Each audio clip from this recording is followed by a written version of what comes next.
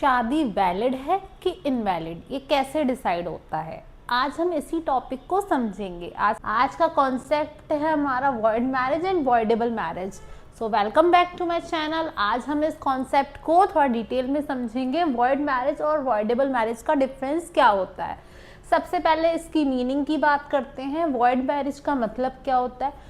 Void marriage मतलब void एब initio, मतलब जो शुरुआत से ही नल है, वैलिड ही नहीं है, स्टार्टिंग से वैलिड नहीं है।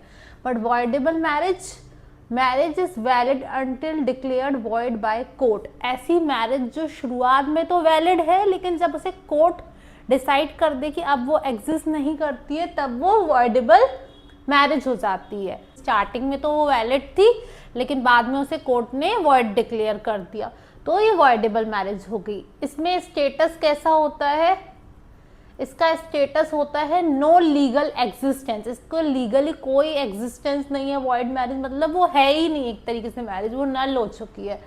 बट ये क्या होता है, जब तक कोर्ट इसे वॉइड नहीं अनाउंस करे तो वॉइडेबल मैरिज लीगल होती है, जब तक उसे कोर्ट वॉइड नहीं डिक्लेयर करता है। Okay, next is relevant section. ये हिंदू मैरिज एक्ट के सेक्शन 11 में आती है वॉइड मैरिज, और सेक्शन 12 में आती है वॉइडेबल मैरिज। ग्राउंड्स, कौन से ग्राउंड्स पे अपन बोल सकते हैं कि मैरिज जो है वॉइड है, नल है, मतलब एग्जिस्ट ही नहीं करती है। बायगैमी, अगर किसी पर्सन ने एक ही टाइम पे दो शादियां कर रखी हैं और उसने पहली वाली शादी से डिवोर्स नहीं लिया है, तो जो उसकी सेकंड मैरिज होगी वो वॉइड कहलाएगी, वो लीगली कहीं भी एक्सेप्टेबल नहीं रहेगी। दूसरा है प्रोहिबिटेड रिलेशनशिप। अगर कुछ ऐसे रिलेशनशिप्स होते हैं जिसमें अगर आप शादी करते हो तो वो मैरिज वॉइड कहलाती है, शुरुआत से ही मान्यता उसकी नहीं रहती है। प्रोहिबिटेड रिलेशनशिप में कैसे रिलेशनशिप्स होते हैं, फादर डॉटर का रिलेशनशिप, ये लोग आपस में शादी नहीं कर सकते हैं। ब्रदर सिस्टर का रिलेशनशिप, वो लोग आपस में शादी नहीं कर सकते हैं।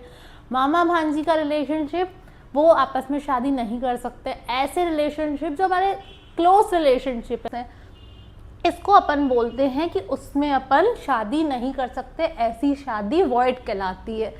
नेक्स्ट है हमारा सपिंड रिलेशनशिप। सपिंड रिलेशनशिप में क्या होता है, आप अपने पूर्वजों की फैमिली से शादी नहीं कर सकते हो। इसमें कैसे, फादर की 5 जनरेशन्स तक आप शादी नहीं कर सकते हो और मदर की 3 जनरेशन्स तक आप शादी नहीं कर सकते हो। अगर आपने शादी की तो वो शादी वॉइड कहलाती है।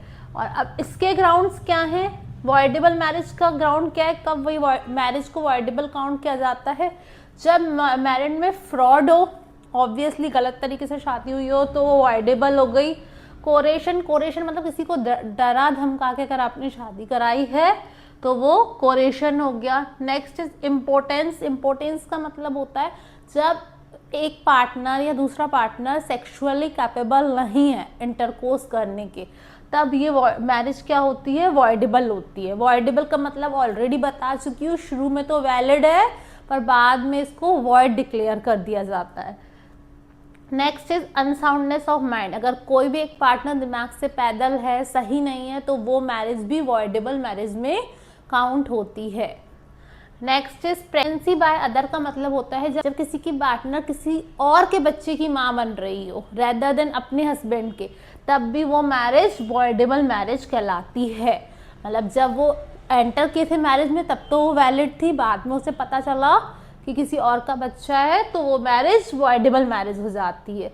आई होप आपको ग्राउंड्स क्लियर रहे, किस ग्राउंड्स पे ये मैरिज डिक्लेयर होती है वॉइड और किस ग्राउंड्स पे डिक्लेयर होती है वॉइडेबल मैरिज। आप चाहो तो इस डिफरेंस का स्क्रीनशॉट ले सकते हो। ओके, हु कैन फाइल, कौन कंप्लेन फाइल कर सकता है, कौन केस कर सकता है वॉइड मैरिज में, कोई भी interested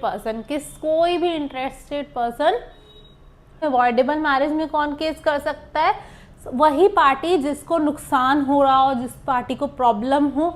only the aggrieved party, जिसको नुकसान है, जिसको प्रॉब्लम हो रही है, वही पार्टी इसकी कंप्लेन कर सकती है। ओके, बट इसमें कोई भी कंप्लेन कर सकता है। आई होप आपको ये कॉन्सेप्ट क्लियर रहा हो। ऐसे और भी लॉ कॉन्सेप्ट्स को इजीली समझने के लिए please like, share and subscribe to my YouTube channel.